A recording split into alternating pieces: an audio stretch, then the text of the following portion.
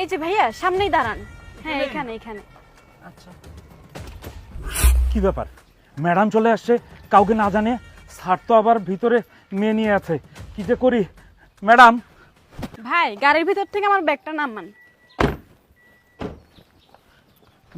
Madam কেমন আছেন আপনি? আর কাউকে না জানে আপনি চলে আসছেন, স্যার কি জানে? হ্যাঁ আমি ভালো আছি। না তোমার স্যার কিছুই জানে না, আসলে ওকে সারপ্রাইজ দেওয়ার জন্যই আমি ওকে না জানিয়েই চলে এসেছি। যাই হোক ভাইয়া আমার ব্যাগটা নিয়ে আসেন। চলো ভেতরে চলো, নাও ব্যাগটা নাও। না ম্যাডাম, ভিতরে তো যাওয়া যাবে না। ভেতরে যাওয়া যাবে না মানে কি বলছো তুমি? তুমি কি আমার সাথে মজা করছো? দেখো আমি খুব টায়ার্ড, চলো ভেতরে চলো। না ম্যাডাম, স্যারের অনুমতি নিতে হবে, তারপরে ভিতরে যাওয়া যাবে, তার আগে যাওয়া যাবে না। শফিক তোমার কি মাথা খারাপ হয়ে গেছে?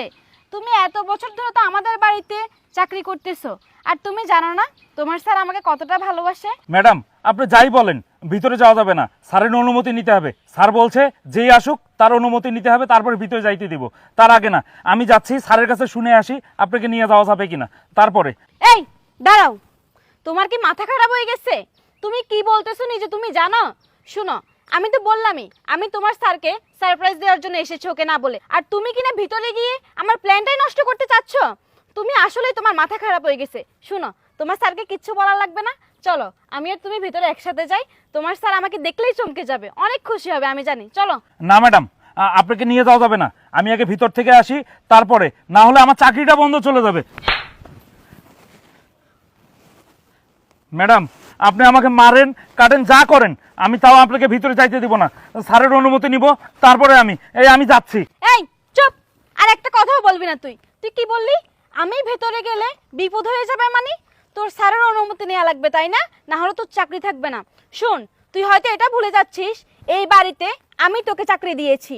তুই যদি আমাকে সত্যি কথাটা না বলিস তাহলে কিন্তু আমি তোর চাকরিটা আউট করে দিব। তুই সত্যি করে বল তো কিসের বিপদ হবে আমি ভিতরে গেলে? কি হলো বল। ম্যাডাম আপনাদের ঝামেলা আপনারা মীমাংসা করেন, আমার ভাড়াটা দিয়ে দেন, আমি চলে যাই। ঠিক আছে, এই যে এখানে তোমার ভাড়ার পুরো টাকাটাই আছে, যাও। ঠিক আছে ম্যাডাম, আপনাদের কোনো বিষয়টা আমি বুঝলাম না। তোমার বোঝা লাগবে না, যাও। এই এবার বল তো তুই সত্যি কথাটা বল, কি হয়েছে? ম্যাডাম তাহলে শোনেন। এই দাঁড়াও, এই শফিক, জি স্যার। এদিকে আয়। শোন, তোর ম্যাডামকে নিয়ে আমি উপরে যাচ্ছি, ঠিক আছে? জি স্যার। আর গেটে যদি কেউ আসে কাউকে ঢুকতে দিবি না, ঠিক আর আছে, বলবি স্যার একটু ব্যস্ত আছে। ঠিক আছে স্যার, আপনি কোনো টেনশন করেন না স্যার, এদিকটা আমি দেখতেছি। আর শোন, তুই একদম মেন গেটে চলে যাবি, ঠিক আছে? আচ্ছা স্যার, ঠিক আছে স্যার।